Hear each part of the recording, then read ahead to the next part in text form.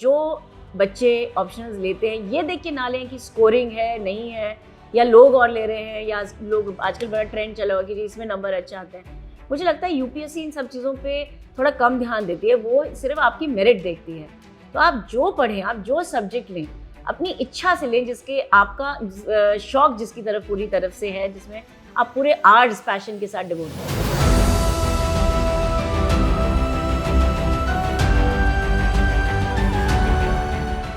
मेरा नाम राखी गुप्ता है और मैं 1997 बैच की पंजाब काडर की एक IAS ऑफिसर हूँ।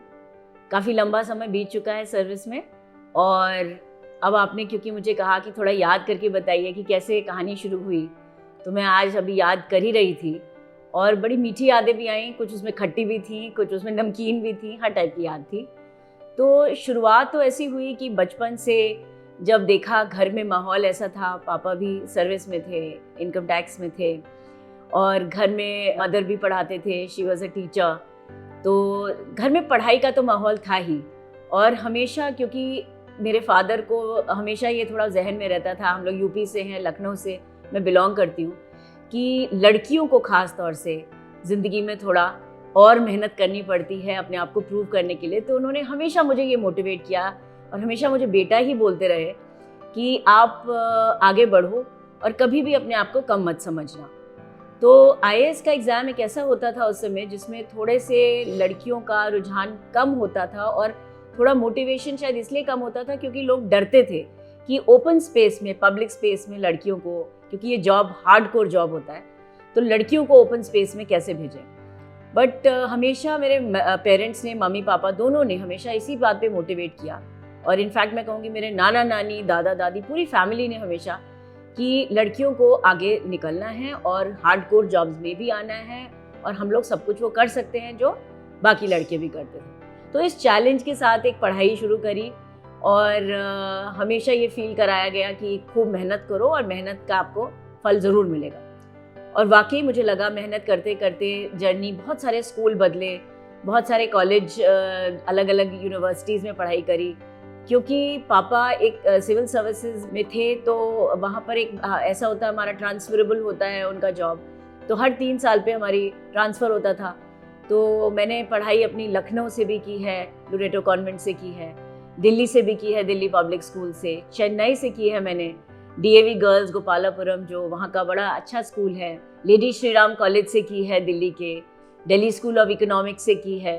तो काफ़ी जगहों में रहे, काफ़ी जगहों में ट्रांसफ़र होता रहा।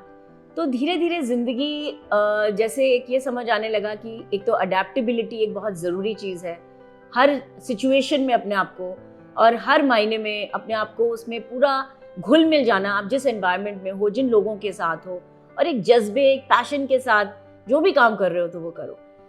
तो सिविल सर्विसेज में पढ़ाई की जब आपने बात पूछी कि पढ़ाई कैसे की, पढ़ाई जैसे करते रहते उस समय, एक्चुअली जब आप तैयारी कर रहे हो तो आपको ये नहीं पता आप इस इम्तहान को पास करोगे या नहीं करोगे, बहुत अनसर्टेनिटी है इस एग्ज़ाम में, लेकिन एक मन में एक जज्बा, एक देश को सर्व करने के लिए और हम उसमें अपना क्या कंट्रीब्यूशन दे सकते हैं, इसके लिए एक मन में एक जुनून था, मतलब काफ़ी था वो जुनून।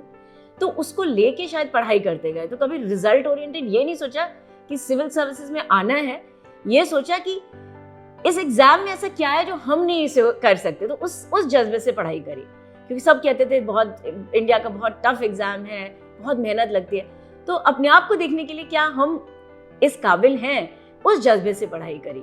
तो इसमें मैं हमेशा ये बात कहती हूँ कि it's the quality of your work and not the quantity of hours you are putting in. तो मेरे को हमेशा, क्योंकि कुछ और भी करना होता था, मैं एक चीज़ को लेके बोर हो जाती हूँ बहुत देर से, तो मैं बीच बीच में अपने आप को ब्रेक ज़रूर देती थी। तो जैसे सवेरे उठे, एक 9 से 12 का शेड्यूल बनाया, 3 घंटे या 2 घंटे अगर पूरे पढ़े कॉन्सेंट्रेशन से, फिर बीच में उठ जाते थे, थोड़ा कोई चीज़ ऐसी कर ली जो अपने मम्मी पापा से गप मार ली। हमारे टाइम में सोशल मीडिया और फ़ोन तो नहीं होता था, ना ये डिस्ट्रैक्शंस और होते थे, तो एक सीधी सादी ज़िंदगी थी, और अपने मम्मी पापा से बात करने में वही बहुत मज़ा आता था। तो फैमिली के बारे में कुछ गप कर ली, फिर कभी टीवी चला लिया, थोड़ा सा वो देख लिया, अखबार पढ़ लिया, तो यही हमारे ब्रेक्स होते थे। और जैसे एक स्लॉट ख़त्म कर लिया लंच के लिए आए, तो मम्मी को भी गाने का शौक़ है मेरी, तो उसमें मुझे भी गाने का शौक़ था, तो उनके साथ गाना गा लिया बैठकर हम दोनों ने, कोई नई गज़ल आई, कोई नया गाना आया, उसको गुनगुना लिया। तो ये आपको एक फैमिली एनवायरनमेंट बहुत स्ट्रॉन्ग चाहिए होता है इसके लिए, क्योंकि ये एक आपका ही इम्तिहान नहीं है, ये आपकी पूरी फैमिली अपेयर कर रही है इस इम्तिहान के लिए। उनमें भी बहुत ग्रेट और डिटर्मिनेशन होना चाहिए, क्योंकि इतना लंबा एग्जाम है। आप प्रीलिम से शुरुआत करते हैं, मेंस पे आते हैं, उसके बाद इंटरव्यू होता है, उसके बाद भी दिल धक धक कर रहा होता है, पता नहीं कि रिजल्ट स्क्रीन पे उस दिन क्या दिखने वाला है, नाम होगा नहीं होगा, कहाँ होगा, बहुत मन में सवाल उमड़ रहे होते हैं। तो आज मैं आपके ज़रिए ये पूरी अपनी जर्नी लिटरली रिलिव कर पा रही हूँ, जो शायद मैंने इस तरह से कभी सोचा ही नहीं था उसके बारे में, क्योंकि ज़िंदगी चलती रहती है, आप पीछे बहुत कम मुड़ के देख पाते हैं। तो आई एम ग्लैड कि मैंने पीछे आज मैं मुड़ के देख पा रही हूँ, और कुछ अगर आगे वाली पीढ़ी को, आगे वाली जनरेशन को मैं इंस्पायर कर सकूँ, उनको बता सकूँ कि ये इम्तिहान ऐसा है जहाँ आपको एक जज्बा होना चाहिए देश के लिए काम करने के लिए, कुछ कंट्रीब्यूट करने के लिए, और अपना मॉरल कंपास जिसको मैं कहती हूँ उसको बहुत राइट रखना चाहिए। हमेशा हमारे को ये होता है कि हम चीज़ें करते हैं, लेकिन उसमें इसलिए शायद जाते हैं कि उसमें हमें कुछ उससे लाभ प्राप्त होता है। तो of course this is a job, but इसको अपना पैशन मानते हो अगर आप इसको अपना जॉब बनाएं, तो मुझे लगता है वो बहुत एक अच्छे ज़रिए में, एक बड़े अच्छे डायरेक्शन में आप एक निकलते हैं। तो हमारे टाइम में 2 ऑप्शनल्स होते थे, तो मैंने साइकोलॉजी ऑनर्स क्योंकि लेडी श्रीराम से किया था, तो वो नेचुरल एक चॉइस थी कि वो एक सब्जेक्ट लेना ही था। और दूसरा फिर लोगों ने कहा जी सोशियोलॉजी इससे बहुत रिलेटेड है, क्लोज है, तो मैं दिल्ली स्कूल ऑफ इकोनॉमिक्स में गई और वहाँ से मास्टर्स सोशियोलॉजी में किया। हालांकि मुझे थोड़ी दिक्कत हुई क्योंकि जो बीए वाले स्टूडेंट्स थे उनको थोड़ा ज़्यादा आता था, लेकिन डबल मेहनत करके मैंने मेकअप कर लिया। तो दोनों ऑप्शनल्स फिर मैंने अपने एग्ज़ाम में रखे और दोनों में अच्छे नंबर भी प्राप्त किए। और मैं ये कहूँगी ऑप्शनल सिलेक्शन में जो बच्चे ऑप्शनल्स लेते हैं ये देख के ना लें कि स्कोरिंग है नहीं है, या लोग और ले रहे हैं, या लोग आजकल बड़ा ट्रेंड चला हुआ कि इसमें नंबर अच्छा आते हैं। मुझे लगता है यूपीएससी इन सब चीज़ों पे थोड़ा कम ध्यान देती है, वो सिर्फ आपकी मेरिट देखती है। तो आप जो पढ़ें, आप जो सब्जेक्ट लें, अपनी इच्छा से लें, जिसके आपका शौक जिसकी तरफ पूरी तरफ से है, जिसमें आप पूरे आर्ट्स पैशन के साथ डिवोट कर सकते हैं। क्योंकि वहाँ जो चीज़ निकल के आती है, कोई रटी रटाई चीज़ नहीं पूछता आपसे यूपीएससी का एग्जाम। वो आपसे आपके एनालिटिकल पावर्स, आपका एनालिसिस, आप किस तरह से उस चीज़ को एक प्रॉब्लम सोल्यूशन फॉर्मेट में लेके आते हैं, वो सब चीज़ें टेस्ट करता है। और वो तभी हो सकता है जहाँ आपको जिस चीज़ से प्रेम होगा, जिस चीज़ से पैशन होगा।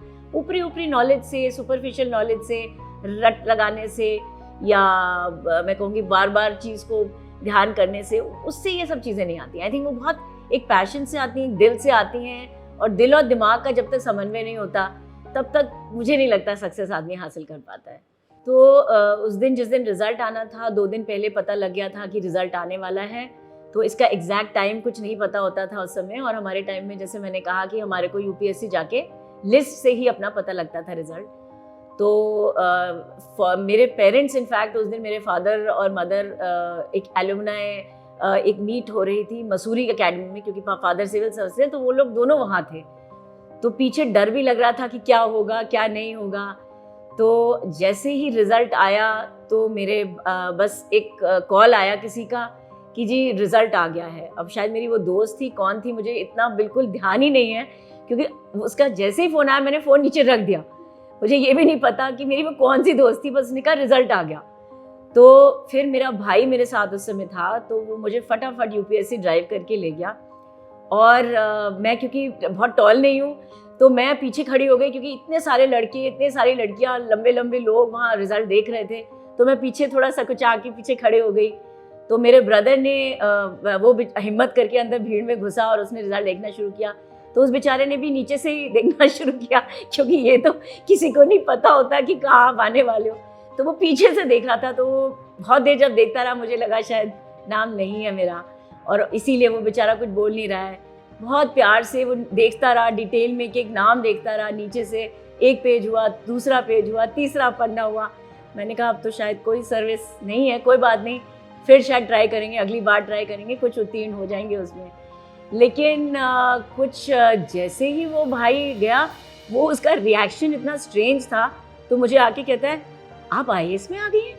तो मैंने देखा, मैंने कहा क्या? कहता आपकी रैंक 26 है। तो मैंने कहा 26 रैंक मेरी? मैंने कहा दोबारा पढ़ो।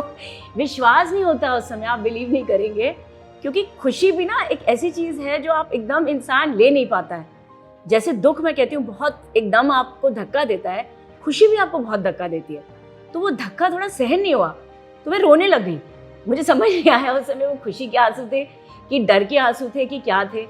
और सबसे पहले खैर शायद फादर वहाँ थे, उनको भी लिस्ट वहाँ मसूरी में फ्लैश हो गई होगी, तो उनको भी एकदम जब पता लगा तो उनको वो भी उनका फ़ोन आया। इतने खुश थे मेरे फादर, मेरे मदर, और कहते हम सब छोड़ छाड़ के अब आ रहे हैं तुम्हारे पास। तो लेकिन ऑफ कोर्स उनका ख़त्म हो गया था, तो तभी आए वो, और बहुत खुशी मनाई। और मुझे अभी तक याद है, मैंने रात में, क्योंकि उस दिन मैं अकेली थी रात में, तो मैंने पूरे घर में घूम के एक ही गाना गाया था। उस समय बहुत नया नया एक खामोशी मूवी आई थी मनीषा कोइराला की, उसमें एक गाना था, आज मैं ऊपर आसमां नीचे। तो अभी तक मुझे याद है, मैंने वो गाना इतना दोहराया। और उसके बाद लेकिन समझ आया कि लाइफ में एग्ज़ाम पास करना और निकलना ही एक परीक्षा नहीं है। लेकिन वो तो बस एक छोटी सी शुरुआत थी, वो तो जैसे कहते हैं ना फिल्म का एडवर्टाइजमेंट था, पिक्चर तो अभी बाकी है मेरे दोस्त, वो वाली बात थी। और जो पिक्चर बनी उसके बाद 26 साल में क्या कुछ नहीं देखा। और लेकिन मुझे ये लगता है कि यूपीएससी क्लियर करने के बाद आप कितने लोगों पे इम्पैक्ट क्रिएट कर रहे हो, कितने सोसाइटी को इम्प्रूव कर पा रहे हो, कितने लोगों को इंस्पायर कर पा रहे हो कि कैसे वो अपनी ज़िंदगियाँ इम्प्रूव कर सकें, ये बहुत ज़रूरी है। तो मैं इसका हमेशा एक टैलिस्मैन बोलती हूँ कि पूरे दिन में एक अवसर ये देख ले कि आज के दिन मैंने क्या किसी की मदद करी अपने कलम से। आई थिंक ये बहुत ज़रूरी है, ताकि हम जब रिटायर होएं तो कम से कम जितनी नौकरी करी, मैं कहती हूँ उतनी आप ये तो कहोगे कि मैंने ये पीछे मुड़ के ये काम अच्छा किया। ये बहुत ज़रूरी चीज़ है। नौकरी में आना एक शान और शौकत की चीज़ बन गई है आजकल, लेकिन मैं ये कहती हूँ ये एक बहुत छोटा सा एक ज़रिया है आपको हेल्प करने का लोगों को। और अपनी सोसाइटी पे जिस काडर में आप जाते हैं, जिस सर्विस में आप जाते हैं, जिस स्टेट में आप जाते हैं, वहाँ के लोगों का उद्धार थोड़ा करना ज़रूरी है। और वो हमेशा हमारे को अपने मन में, दिल में, और दिल दिमाग में कहती हूँ पूरी तरीके से इसको रखना चाहिए। हर एस्पेक्ट को मेहनत करनी चाहिए। मेरी हमेशा एक ताकत रही है जिसको मैं कहती हूँ कि when the going gets tough the tough get going. हम कितने भी आराम से चलते रहें, लेकिन जब हमारे पास मुसीबत आती है उस समय हमें कट्टर होकर खड़ा होना पड़ता है। और ये हमारी ज़िंदगी का एक मूल मंत्र है, हम सबको अपनाना चाहिए। क्योंकि जब बकल कर जाते हैं नीचे, अगर घबरा जाएंगे तो आप दूसरों को कैसे इंस्पायर करेंगे। तो घबराना तो नहीं है इस ज़िंदगी में। जब आपने इस एग्ज़ाम में आ गए, बिना घबराए काम करें। कोई बात नहीं, गलतियां भी होंगी, लोग भी आपको क्रिटिसाइज़ करेंगे, लेकिन आप सीखो उनसे, आगे बढ़ो। तो इसलिए ये इम्तिहान एक छोटी सी शुरुआत है, ना कि एक अंत।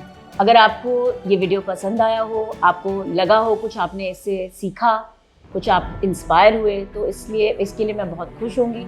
और आप इसके लिए एक लाइक भी कर सकते हैं। आजकल लाइक्स का ही ज़माना है, तो एक लाइक करना तो बन जाएगा।